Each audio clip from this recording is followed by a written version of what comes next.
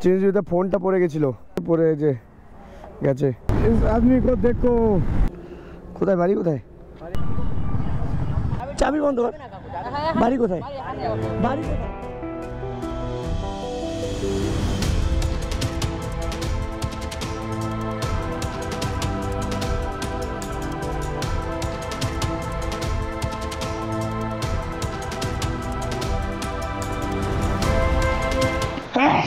এখন সকাল 7:55 বাজছে, আর আজকে আমাদের বেরিয়ে যাওয়ার কথা, মানে ডিরেক্ট কলকাতা ঢোকার কথা।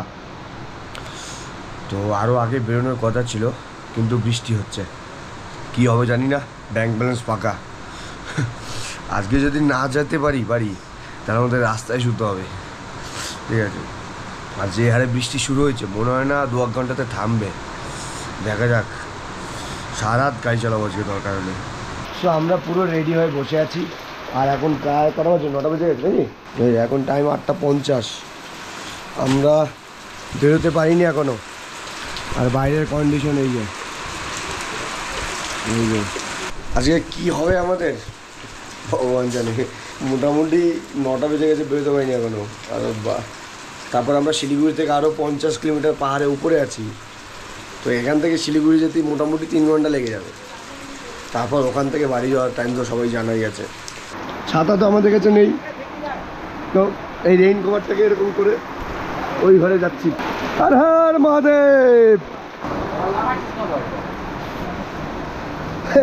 কি করবে? ভাবছি কোথায় যাবো। তোমার বক্তব্য বলো। বক্তব্য কি দেখি না কি হচ্ছে, তারপরে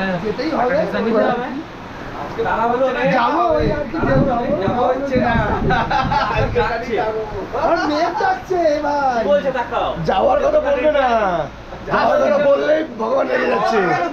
বলবে থাকবো, যেই কমে যাবে টুক করে বেরিয়ে যাবো। তো বন্ধুরা, আমরা বেরিয়ে পড়েছি রেইনকোট ফেনকোট পরে, বৃষ্টি পড়ছে। তার মধ্যে যেতে যেতে এইরকম একটা দৃশ্য জাস্ট দেখো তোমরা। ওহ হো, কি বিভৎস ভিউ, বিভৎস। ক্যামেরাটা আমি হেলমেটে লাগাতে পারবো না, জাস্ট বের করলাম এখন এই ভিউটা নেওয়ার জন্য। জাস্ট দেখো।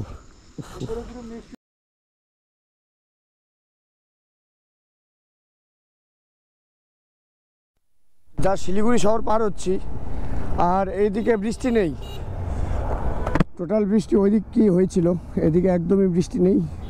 তো রেইনকোট পেন্টও সব পরে আছি, এগুলো খুলতে হবে একটা জায়গায় দাঁড়িয়ে। আর তোমরা যে ভিউটা দেখলে, ওরকম অনেক ভিউ এরকম আসতে আমরা পেয়েছি, কিন্তু বৃষ্টির জন্য ক্যামেরা করতে পারিনি, বা ক্যামেরা বের করতে পারিনি, ফোনেও ফটো তুলতে পারিনি। সো ফাইনালি শিলিগুড়ি সিটি পার করে হাইওয়েতে উঠলাম, আর আমরা দাঁড়িয়ে ছিলাম, রেইনকোট পেন্টকোট চেঞ্জ করলাম, কারণ প্রচণ্ড গরম করছিল, আর বৃষ্টি সব ওপরে, নিচে কোনো বৃষ্টি নেই। সো রেইনকোটগুলো খুলিয়েছি, আর বাকি আমাদের 2 ভাই আগে বেরিয়ে গেছে, আর আমরা 5 জন সব চেঞ্জ করে নিলাম, আর ওরা দাঁড়ায়নি। সো যারা হারিয়ে গিয়েছিল তাদেরকে এখানে পেলাম, যে পেয়ে এখানে 10 মিনিট টাইম কাটালাম, ওপর থেকে নামলাম। তো এখান থেকে আমাদেরকে লেফট নিতে হবে। ফার্স্টবার যখন আসছিলাম আমি সোজা চলে গেছিলাম, তো অনেকটা দূরে গ্রামের মধ্যে দিয়ে আমাদেরকে আসতে হয়েছিল।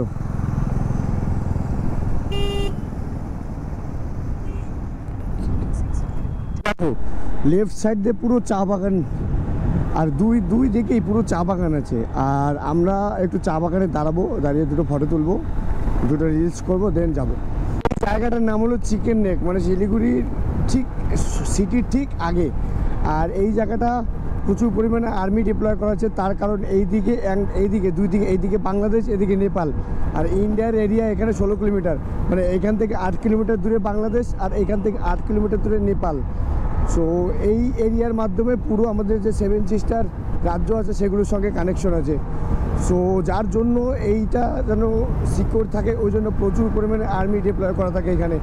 আর সবসময় ওপর দিয়ে ড্রোন অথবা হেলিকপ্টার উঠতে থাকে এখান দিয়ে, কিন্তু এখানে কোনো রকম পাবলিক প্রাইভেট ড্রোন এখানে উঠতে পড়ে না, কারণ রেস্ট্রিকশন আছে। আর এই চা বাগানেই আমরা আগেরবার দাঁড়িয়েছিলাম। সো এইখান দিয়ে প্রচুর পরিমাণে পাইনঅ্যাপেল বিক্রি হয় রোডের ধার দিয়ে। এখন যদিও সিজন নয়, সিজনের সময় এই সাইড দিয়ে প্রচুর পরিমাণে আনারস বিক্রি করছে, আর খুবই সস্তা, মানে 20 টাকায় 1 গ্লাস পাওয়া যাচ্ছিল। আর আমার ভয়েসটা মনে হয় বিচ্ছিরি লাগছে, মানে আমার নিজেরই শুনে কেমন লাগছে, ভয়েসটা পুরো গলাটা খারাপ হয়ে গেছে। এই হর্নেটটা যে এত ভালো সার্ভিস দেবে বিশ্বাস করবে, মানতে পারছি না। মানে আমার স্ট্যান্ডার্ডও খুবই ভালো গাড়ি, 40 মাইলেজ দেয়, কিন্তু আমার পার্সোনালি বুলেট রাইড করে মজা লাগে না। ঠিক আছে,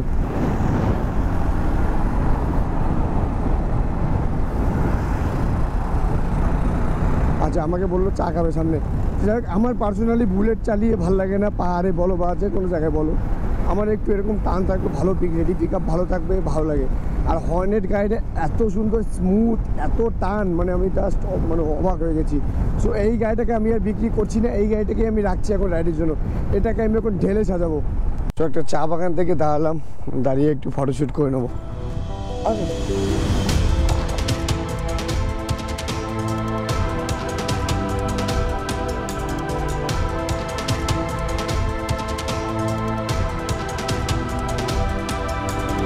তো এখান থেকে কলকাতা 553 কিলোমিটার, আর আমার আসানসোলে যাওয়ার কথা ছিল, ওটা ক্যান্সেল হয়েছে। আমি যাচ্ছি এখন শ্যামনগর। সো শিলিগুড়ি থেকে ফেরার আমাদের আজকে যাত্রার প্রথম টোল।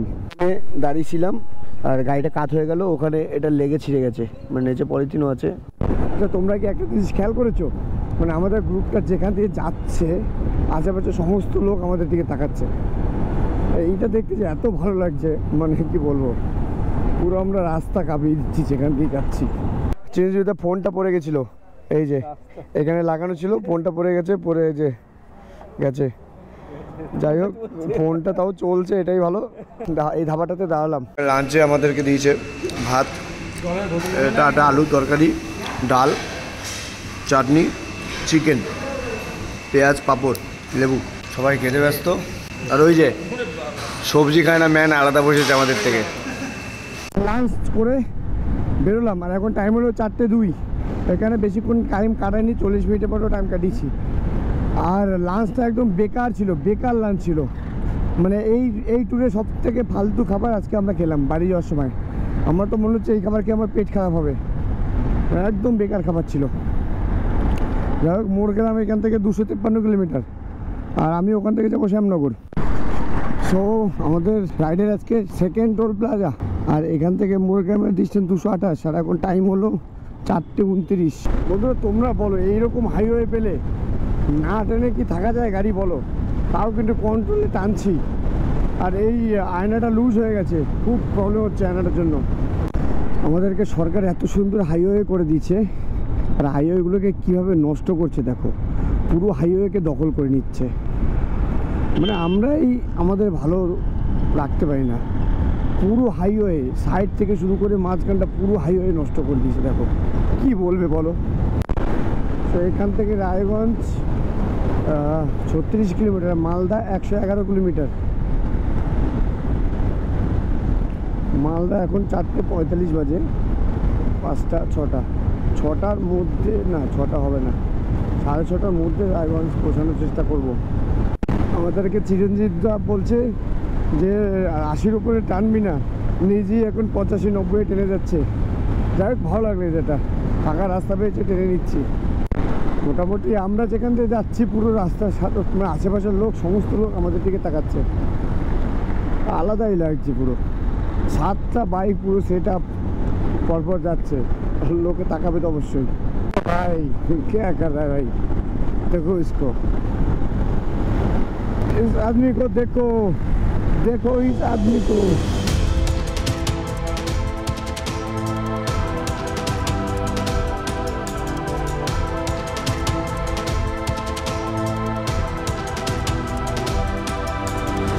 মনে হচ্ছে হাইওয়ের কাজ হচ্ছে, আমাদেরকে বাঁ দিক দিয়ে গ্রাম হয়ে ঢুকতে হবে।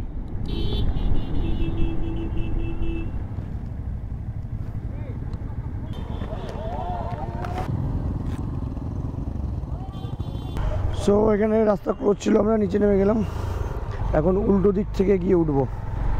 তো এখানে লোক বললো যে উল্টো দিক দিয়ে চলে যেতে পারবে।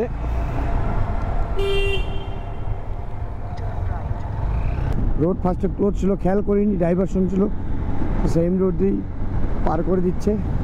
আর এখানে ব্রিজটার কাজ হচ্ছে, সেই জন্য এখানে ওই রোডটা ক্লোজ আছে, তো এইটা দিয়েই পার হচ্ছে। ফার্স্টে আমরা এটা দেখিনি, নিচে নেমে গেছিলাম, তো ওখানে একটা লোক বললো দেন ঘুরে আবার উপরে এলাম। এই গাড়িটা কি বাজেভাবে টানছে তখন থেকে, এতক্ষণ ভিডিও করিনি। দেখ ছাপড়ি, এই যে ছাপড়ি, নাই হেলমেট নাই কোনো প্রোটেকশন, দেখো স্পিড দেখো গাড়ির।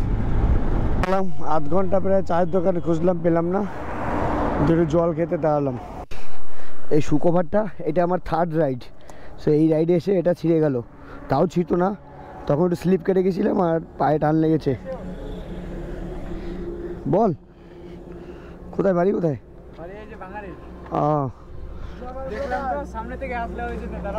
আচ্ছা আচ্ছা, এখন কলকাতা যাচ্ছি, গ্যাংটকে, সিকিম গেছিলাম। অনেকদিন থেকে আমি কোশিশ করছি কোনো রাইডারকে এসএমএস করার জন্য, আচ্ছা কিন্তু হচ্ছে না, কেউ রিপ্লাই দিচ্ছে না। এই করবি তুই? চ্যানেলটা পাওয়া যাবে? হ্যাঁ, ইউটিউব চ্যানেলটা পাওয়া যাবে? ইউটিউব চ্যানেল পেয়ে যাবে, 7th গিয়ার্স, এই যে ফার্স্টের চ্যানেলটা, ঠিক আছে? একটা সেলফি হবে? হ্যাঁ তোল।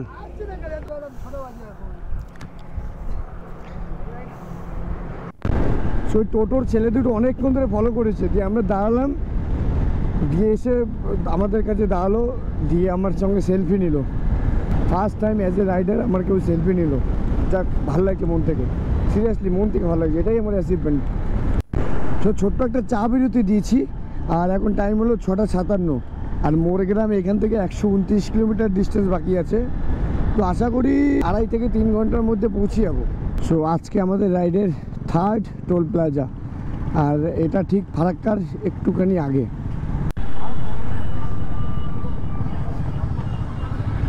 আমার সঙ্গে হাত মেলাচ্ছে, টাটা।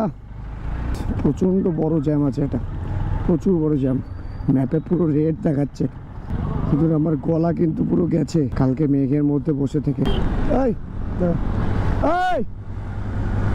এই দেখো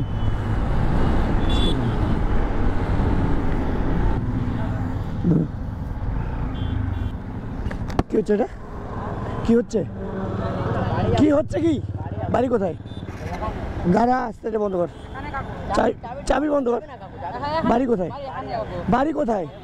তোর কত বয়স? 15 বছর। কিভাবে গাড়ি চালাচ্ছিস, কিভাবে গাড়ি চালাচ্ছিস তুই? আসতে চালাবি? মারবো থাপড়, মারবো থাপড় একটা। কি করছিস তুই? এক থাপড় মারবো। সব ভিডিও হচ্ছে, রেকর্ড, এখানে সব রেকর্ড হচ্ছে। তুই সামনে এসে কিভাবে চালালি? হ্যাঁ, সরি বললে আমার যদি কিছু হতো, কি সরি বলে কি হতো বল? কত বয়স হয়েছে তুই এইভাবে গাড়ি চালাচ্ছিস?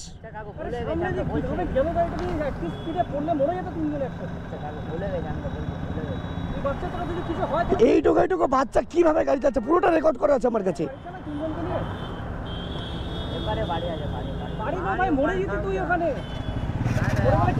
তুই মরতি, তোর সঙ্গে আমরাও মরতাম। চ্যাংড়া ছেলে পেলে মুখে দুধের গন্ধ যায় না, বাইক নিয়ে কিভাবে চালাচ্ছে। চ 15 থেকে 20 মিনিট ধরে জ্যামে আটকে আছি, আর লম্বা জ্যাম আছে, মানে যাচ্ছে তাই কন্ডিশন। সো এখন টাইম হলো 8:52, আর আমরা জাস্ট ফারাক্কা ব্রিজ পার হচ্ছি। তো মোরগ্রাম এখান থেকে আর 67 কিলোমিটার, ওখান থেকে আমার যেতে হবে আরও 150 কিলোমিটার। সো আমার মোটামুটি আজকে 2-3টে বাজবে মেবি পৌঁছাতে, বা তারও বেশি হতে পারে, 4টেও বেজে যেতে পারে। আমার ডেস্টিনেশন আজকে শ্যামনগর। তো আমার সঙ্গে যে পার্টনার ছোটকা এসেছিলো, ওকে আমি বহরমপুর থেকে ওই রোড ধরিয়ে দেবো বর্ধমানের, ও একা যাবে বর্ধমান আর আমি যাবো শ্যামনগর। ফারাক্কা টোলটা পার করে এরকম শুয়ে আছি রাস্তায়।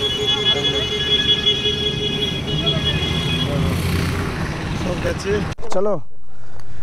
সো আমাদের ইকবালদা এখান থেকে ঢুকে যাচ্ছে, এখানে ইকবালদার এখান থেকে 15 কিলোমিটার দূরে বাড়ি, আর এই জায়গাটার নাম ওমরপুর। সো এখান থেকে আমাদেরকে এখনও 200 কিলোমিটার যেতে হবে। সো এরপর আমাদের একজন কমে গেল, এরপর আমরা রাইড করবো 6 জন। 8টা দিন একসঙ্গে কাটিয়েছি, 8 দিন, সারাদিন একসঙ্গে। সাকসেস পার্টি হবে অমিতদার বাড়িতে।